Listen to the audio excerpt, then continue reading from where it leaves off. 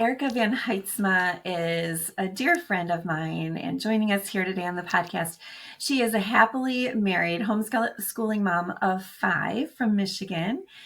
She has a degree from Moody Bible Institute and a master's in historical geography and archaeology from Jerusalem University College. Her passion is to add color to the black and white pages of scripture by adding context and culture. And so you can listen to her podcast, the context and color of the Bible podcast. I listen to it quite a bit. I love your podcast, Erika. I also want to mention your new book. It's called Faith Walk, 50 Daily Devotions. And Erika just has such great insights. And so well done, Erika. Thank you. And welcome back. And, you've been a guest before. Your other episode was Jesus's proof that we'll get new bodies in heaven. We were talking about the resurrection, the Easter story, the first fruits. I mean, I have referred back to that conversation so many times. You just bring so many great insights. So I really, really have loved getting to know you over the years. You may not know, friends, Erika used to serve as my ministry assistant for several years and did such a fabulous job. But, we just have the same kind of passion. So this is going to be a great conversation.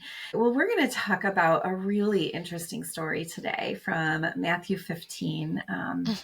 And there are dogs mentioned in the story. And I can't remember. Do you guys have a dog, Erika?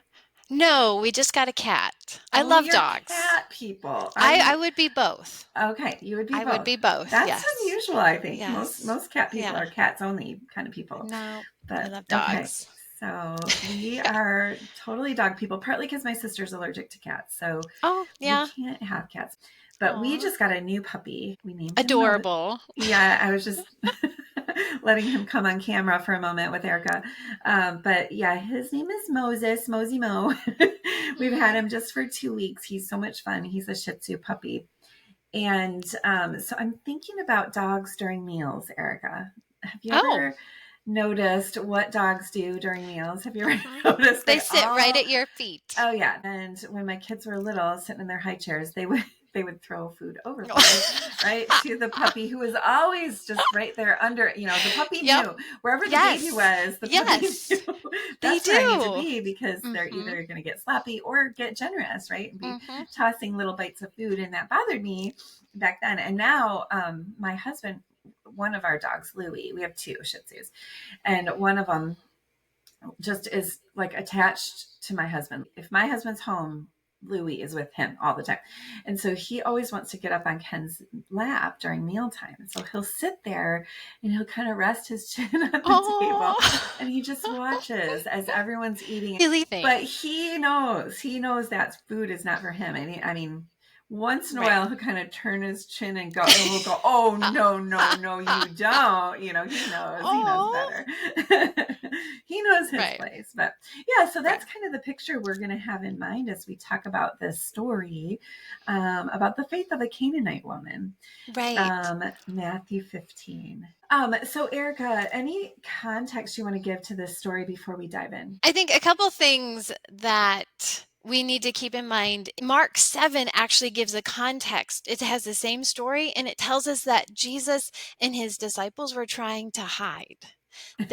Jesus' popularity was growing, and the religious leaders were starting to really get upset because he's shaking some things, and Rome's already breathing down their neck. They don't need anything else happening on the political scene, so they're going to start to try to quash what he's doing. And so Jesus is not ready for this showdown yet. So he's going to hide, to rest, to be with his disciples. And he's in this Gentile community. But there are a few Jewish homes. So he stays at one of the Jewish homes in this Gentile community, but he's surrounded by Gentiles. So hopefully he's got less crowds, but he's trying to hide. He's trying to stay quiet. But there's this Canaanite woman there. She's a Gentile, and she's a desperate mama. A desperate mom. Imagine the mom whose child is sick, and she's been to every doctor. She's been to every natural doctor. She's taken her child to Mayo. She's taken her child to Europe. She's done everything she can, and no one's been able to help her child. And I think that's the emotion of this woman in Matthew 15. For sure. Yeah. So, yeah, that's a really great setup. I didn't realize that they probably would have been in a Jewish home. I wasn't thinking that way. Jesus, being a rabbi, would have just stayed in a Jewish home with his disciples. Then you don't have to worry about what's going on in the home. Are there idols? Sometimes they buried their dead in the floor of their house. And so you don't really know if you enter a Gentile home, are you walking on a grave? Okay. And what type of food is being served? Yep. Why would there be a Jewish home in a Canaanite community? They still would live and intermix. There might be a trader that's going back and forth between the Jewish community and the Gentile community. And so it's just easier to live here. It could be my family's lived here for generations and the Gentiles have moved in and slowly other Jewish people have left. Okay. Got it. Okay. It could be they're trying to be a light to the nations. And so they're plopping down in the middle of a pagan city. Interesting. Okay. Well, let's read then Matthew 15, 21 through 28. Would you mind reading? Yeah. Can we do it kind of verse by verse? Does that work? Yeah. Or maybe we could cut it into two pieces. Would that be good? Yes. Where do you want to stop? What about verse 25? Sure. Okay. And so let me set you up there again. In what translation? Well, I've got NIV, but okay. So I'll say that again, and I don't have NIV open, but that's okay. You can read. It's okay. I'm sure I can follow you. All right. So Erika, can you read Matthew 15, 21 through 24, right? Or 20? Okay. Or was it 20? I can stop at 24. That works. Okay. 21 through 20. One more time. Katie, can you cut this out, please? Sorry. That's okay. Erika, can you read Matthew 15, 21 through 24 in the NIV translation? Okay. So, so what's surprising about this woman and the way that she approaches Jesus? Or what do you find surprising? Well, things actually. First of all, she's very desperate. I mean, Jesus is trying to hide, stay quiet, and she's pounding on the door of his house where he's staying, or she's following him around town, yelling at him. And she's a Gentile woman. So she's throwing herself out there in a very audacious way, but she's doing it respectfully because she calls him Lord, which is a term, my master. So she's already acknowledging he's somebody special. He has this high position. And she calls him Son of David, which is mind-blowing. We don't have time to get into what that means, but essentially she's calling him King of Israel. So this Canaanite woman has some Jewish training to call him King of Israel, Son of David. So she might be interacting with her Jewish neighbors. Maybe she's gone to synagogue with them. She's learned some things. She somehow recognizes that there's something special about this rabbi, this teacher, Jesus, and he's king, and he's a master, and he's above her, and she's gonna respectfully but be pushy in his face. Yeah. So she's there because her daughter is beyond sick. Yeah. Like, this is a desperate situation. And so she's not just a pushy woman. She's got a reason. No.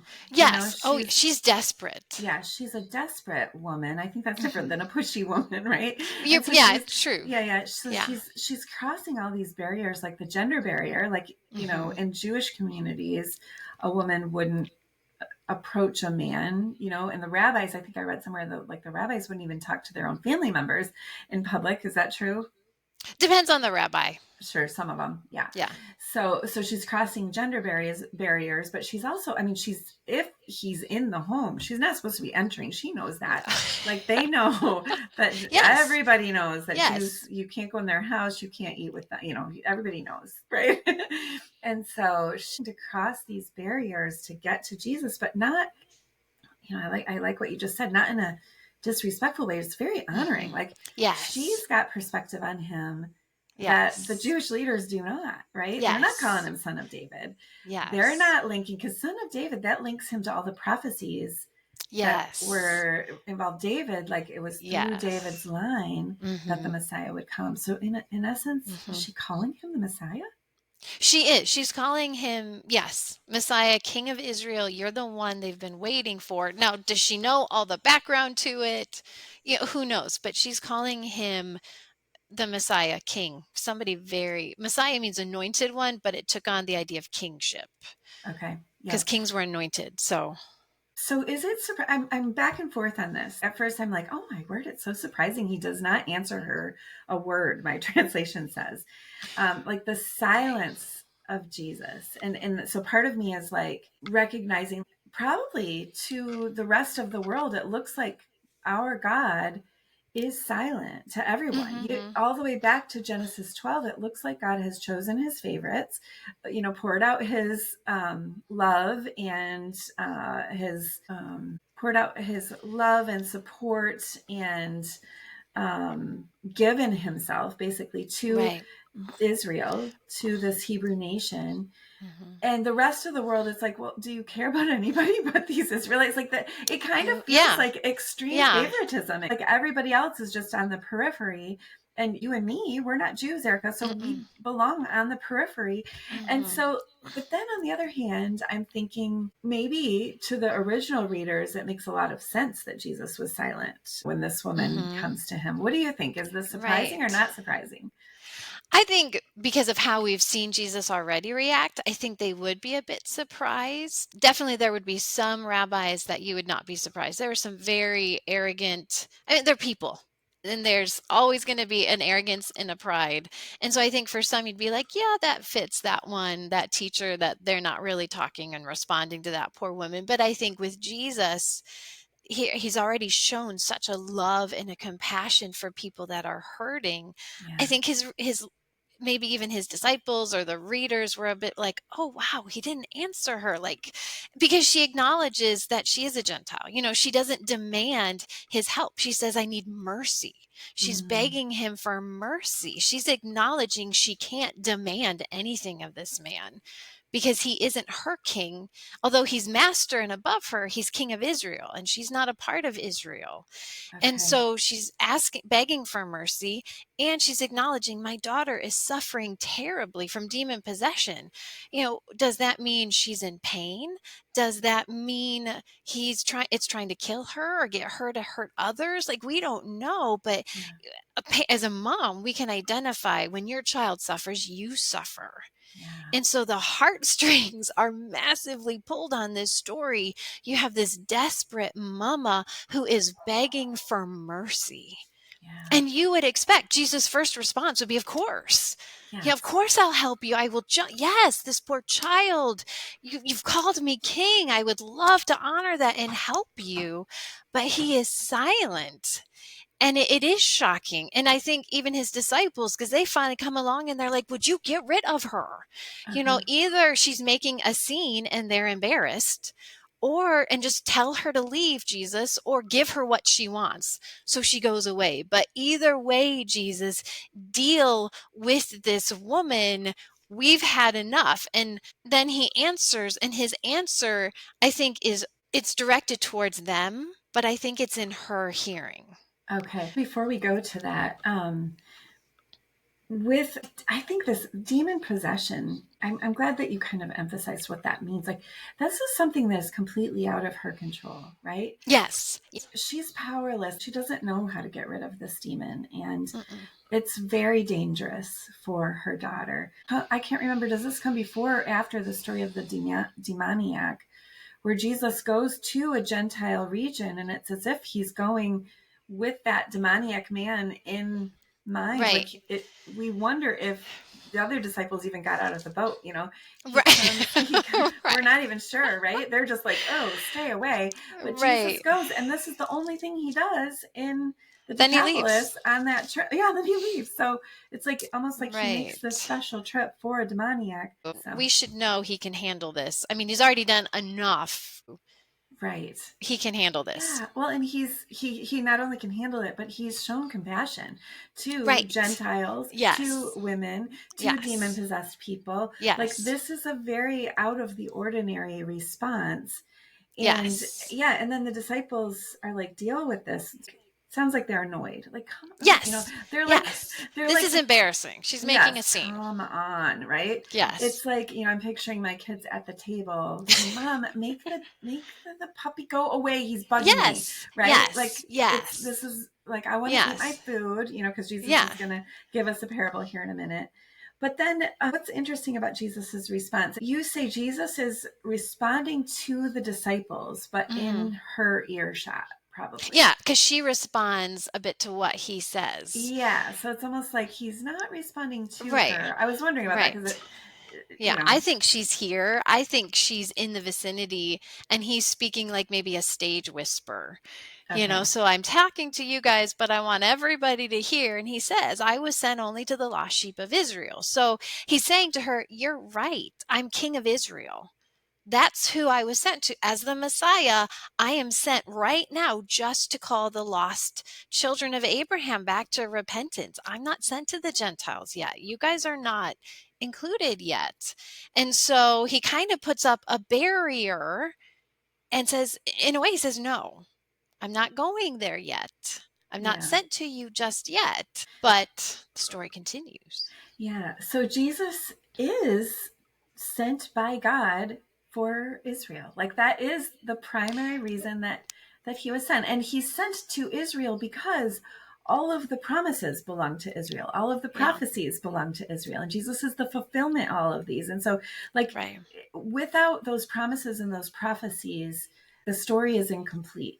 That's why Jesus is sent to Israel. Yes. And really, if we go back to Genesis 12, I know you just did my Shaped by God's Promises Bible study. Good. You were so kind to share some kind words about that. But, good. Even in Genesis 12, we see God mentioning the rest of the nations. He's making these promises to this one family. I'm going to make of you a great nation, but through you, I'm going to bless all the rest of the nations. So from the beginning, it has been God's intention.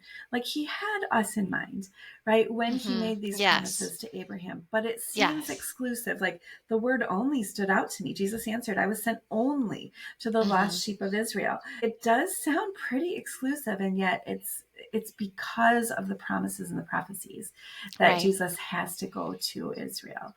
Okay, so then this woman who overhears Jesus saying this, how does she respond? Can you read 25 through 28 now? Yes. He answered, I was sent only to the lost sheep of Israel. The woman came and knelt before him. Lord, help me, she said. He replied, it is not right to take the children's bread and toss it to their dogs. Yes, Lord, she said, but even the dogs eat the crumbs that fall from their master's table. Then Jesus answered, woman, you have great faith. Your request is granted. And her daughter was healed from that very hour. All right. So is there anything surprising about her response to Jesus saying he's only sent to Israel? Yeah, she agrees with him. And I think Matthew in verse 25 is a bit probably understating things when it says she came and knelt before him, because I wonder if she throws herself at his feet. Like, she will not take no for an answer. She will not let him get off without acknowledging her, talking, interacting directly to her. And so I think she is right there clinging to his feet, but she again calls him Lord. Like, you still see that desperation, but the humility still. Lord, help me. I need you. And he puts up another roadblock. He puts up another barrier and says it's not right to take the children's bread and toss it to their dogs. And honestly, that's really harsh. It sounds like, wait, I'm the dog, right? Harsh. Right. Yeah, I'm the dog begging at the table, right? Right. And he's saying, I'm sent to Israel. I'm here to feed Israel. You Gentiles are not invited in yet. So no, I'm not here for you yet. But I see also there's there's an order. It's like, how we feed our kids first, right? You feed the kids first. Right. There's an order. He's saying the puppy's going to get a treat, the puppy. And by the way, when he uses the word dog, it's a little dog. It's like he's talking about the puppies, Right. It's not a little ugly. Yeah. Yeah. Cause it's not as bad. Right. It's not quite as bad. I mean, you still don't want to be called the puppy of the story. You'd rather be the child at the table, but they would call the Gentiles dogs in a very derogatory way. Like they're unclean, they're dogs, like not kind way to refer to these other people. However, still calling her like you're the puppy in the story. Like the kids get the food. Anything else you want to say about that? Well, I think you're right. He's calling her this. I think there are times we assume being nice is more important than being kind. And sometimes I've started to see a difference between being nice and kind. And sometimes being kind is doing the hard thing and saying the harsh thing. And so it comes across as not being nice, but you're doing something deeper.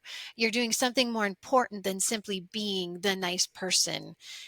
And that's what Jesus is doing here. He is trying to set her up, and she's going to reveal a depth of faith and a humility that it's going to amaze him. And so I think he's setting her up, and it comes across as harsh, but his test, she passes with flying colors, right. And that's the whole point. Yeah, he is testing her here because I think many in this situation would be like, how dare you talk to me? How dare you call me the dog? Right. Where in essence, she's like, I'll be the dog, but even the dog gets some crumbs.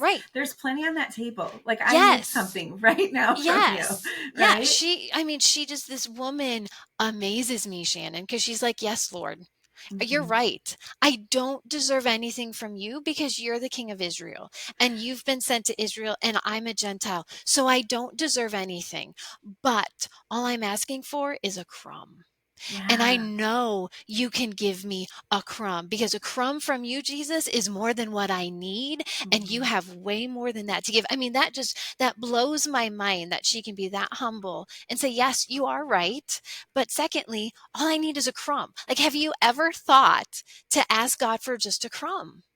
Like, God, I just need a crumb of your patience, a crumb of your spirit right here. I need a crumb of your wisdom, Lord, because I know the amount of power behind you is infinite. It is like mountain size. And all I need is a pebble from your mountain. And you won't run out even when you give me that pebble because it's infinite. It just keeps going. And so she acknowledges she just needs the tiniest bit of attention from this man. And it will heal her daughter. That is an amazing amount of faith. It is. That's amazing. I'm thinking also of the people who say it's not fair. Like, it's not fair that people who live in another country and haven't had the gospel there, that they would die in their sin. Like, that's just not fair. I can't believe in a God who he doesn't give fair, equal opportunity, right? Is basically what they're saying. But this woman does not adopt that kind of philosophy. No. Right? She's, like, it's true. God did choose Israel and she is on the outside. And it's true. God, the gospel has come to certain parts of the world and other parts, they're not exposed to the light in the same way. And we can respond in a lack of faith saying, God, I can't trust a God like that. Or we can respond with extravagant faith like this woman who's like, none of us deserve the light to come into our community. None of us. But look I know that you favor Israel. I know that. I see that. But, you have so much mercy. Surely it would spill over your table into the darkest corners, like to the little puppies, the desperate. And it's beautiful. It's very beautiful faith. And I also love Erika too, that when she says, even the dogs eat crumbs that fall from their table, she's like responding in his parable. He set up a parable. Mm-hmm. He doesn't call her a dog. He doesn't say, you Gentile dogs. He uses this little parable and she enters the story. So she is willing to go with him on this. Mm-hmm. She's not in any way countering. She's just in alignment with what he's just shared. and enters into the parable. I love that so much. She's pretty sharp. She's pretty good. She's pretty quick on her feet. She's a pretty cool lady, I think. She's one I'm excited to meet in eternity and be like, so tell me about this.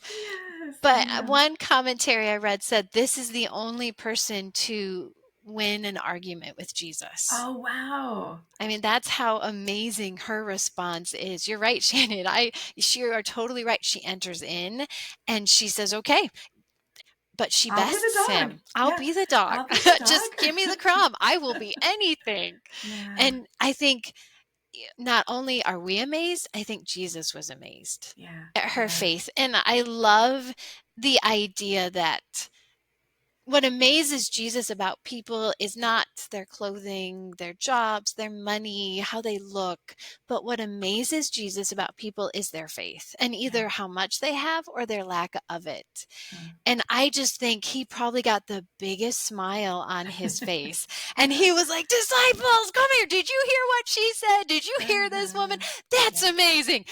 You won. You're right. Your daughter's healed. And I think it just thrilled his soul to say yes to this woman and see that faith that got pulled out of her because of those roadblocks.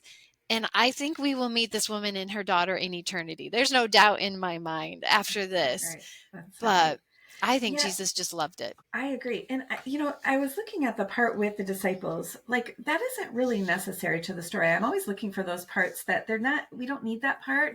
And so why is it there, And so them saying, send her away. She's crying after us. And I wonder if he's pointing out something in them. They're part of this story. They don't need to be, because it's like the woman with the demon possessed daughter, needing the crumb. They're irrelevant. And yet I wonder if the way they were looking at her, Jesus wanted to correct. Like, maybe he even noticed before that they were like rolling their eyes. Here's this woman, right? And I'm getting this thought from Kenneth Bailey. This isn't original with me, but he says, maybe Jesus is pinpointing, or he's kind of showing them what it looks like if you play this prejudice.